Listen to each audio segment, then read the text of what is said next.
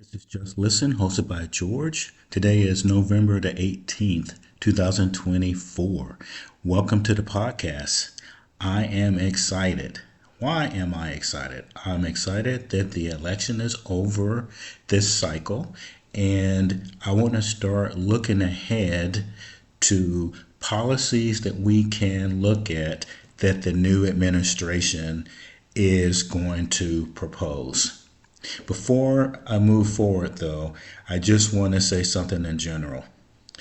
When a party loses an election,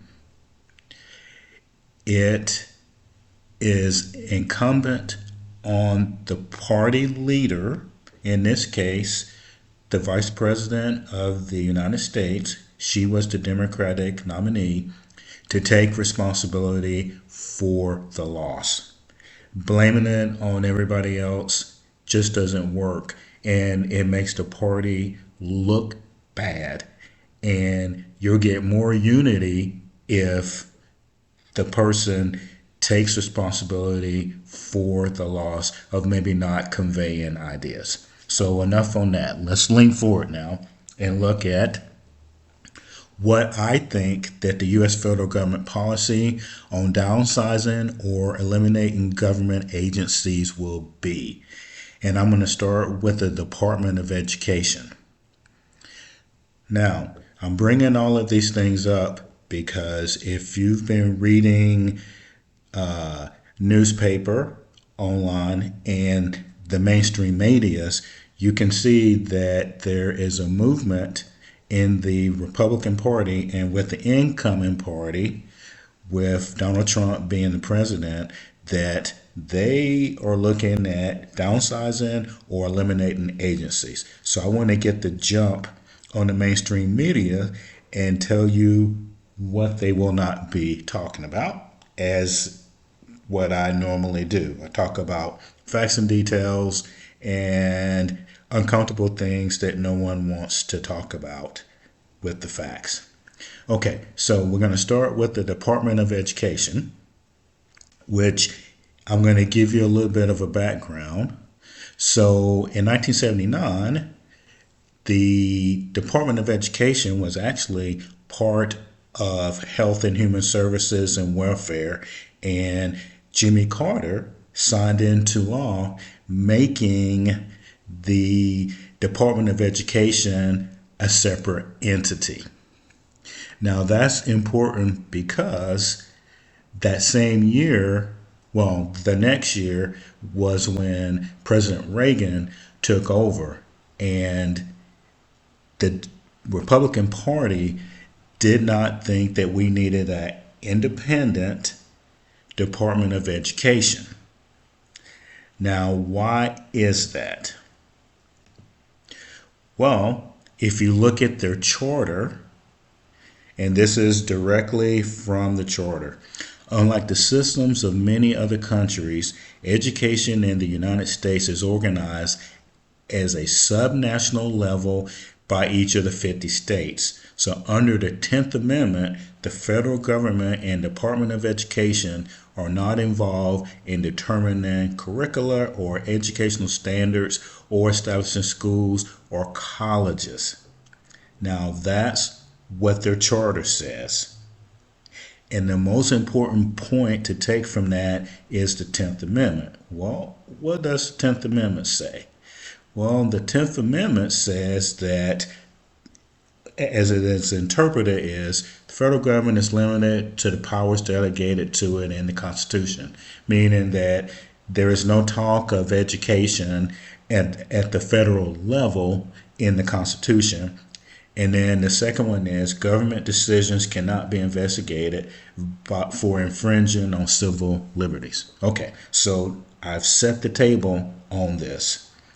It is my belief that once the new administration gets into the White House, they're going to audit it first, and then they're going to come up with a plan to either downsize it or to eliminate it as we know it right now. So let's dig into what The four key functions currently are of the Department of Education. Okay, now the first one is it establishes policies on federal financial aid for education and distributing as well as monitoring those funds. That's first thing. Second thing is collecting data on American schools and disseminating research. Third one, focusing national attention on key educational issues. Fourth one, prohibiting discrimination and ensuring equal access to education. Now, that's their key function. And remember, based on the 10th Amendment and in their charter, they say that they are just an advisory.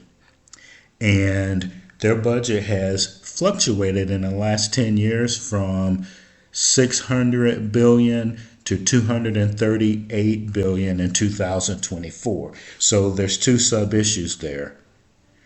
What do they stand for? Well, I just told you that. Now, if you are an advisory department,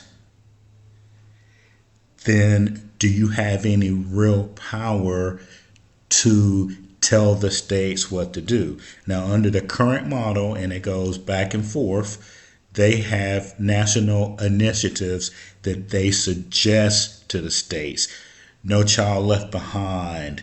There was a new one that President Obama did, but you get the flavor. Now, the mainstream media is going to focus on the key functions. That's what they're going to attack, because they are going to say that if you get rid of it, you're going to get rid of federal financial aid.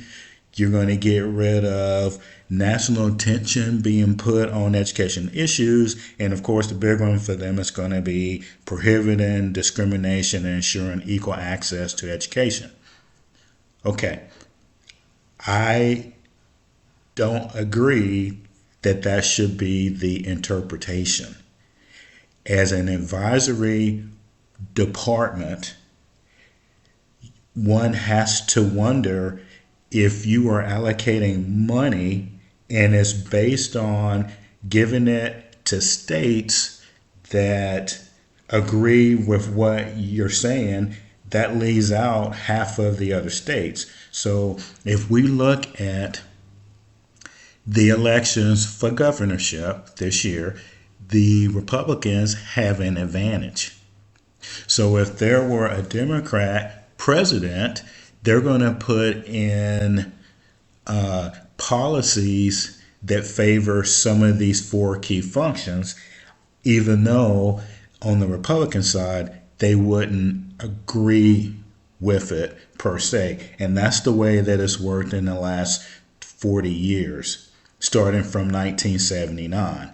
Now, to stay on point here, if you look at this charter in the 10th Amendment, the Republican and possibly the Trump administration, and I'm not putting words in anybody's mouth at this time, I'm telling you my opinion.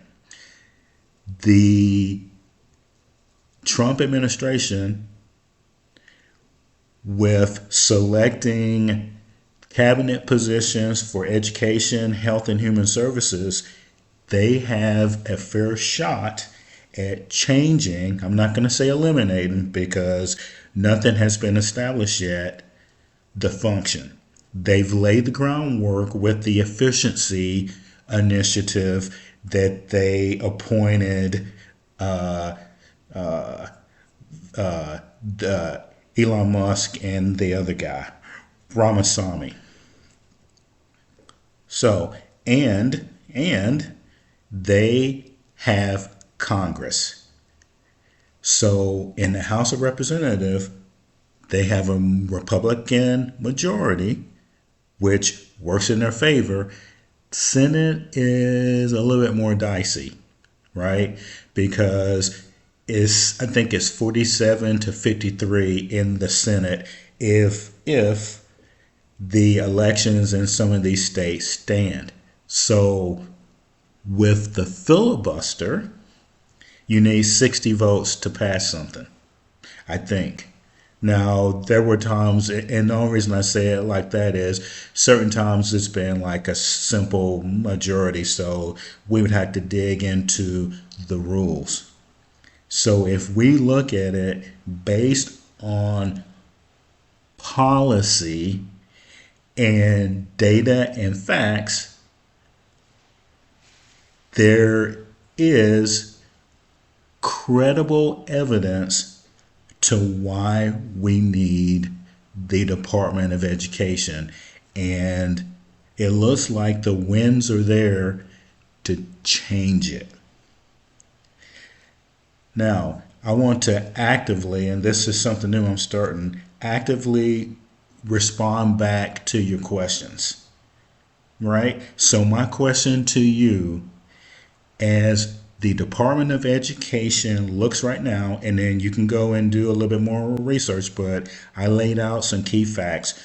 Do we need the Department of Education in 2024? This is George. This is Just Listen. Let me know what you think.